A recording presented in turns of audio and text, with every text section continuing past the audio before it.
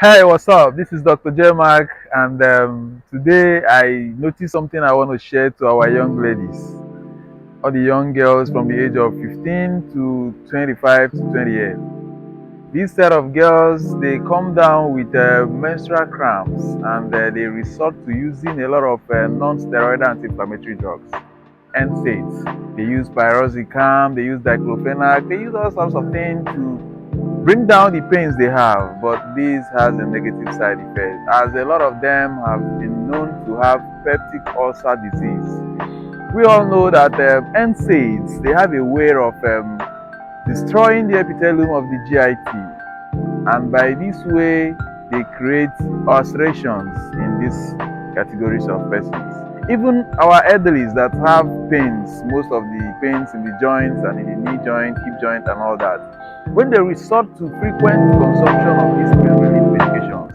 they come down with a gastric ulcer. So, what's the solution? The solution is that menstrual pain is something that you cannot do without until you get pregnant and you have a break for a period of, let's say, 15 months. Again, is when you enter menopause. So it's not something you are going to be dependent on taking non-steroidal anti-inflammatory drugs, NSAIDs. You are going to pause.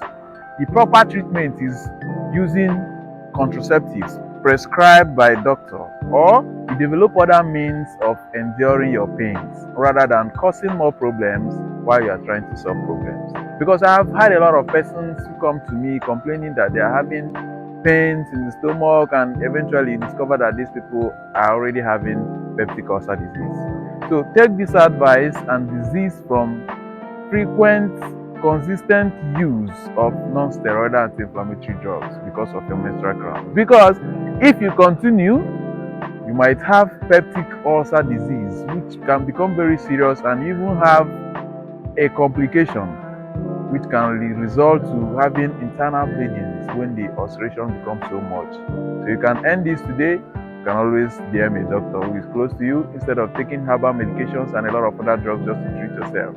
Consultation first. Thank you. Remain blessed.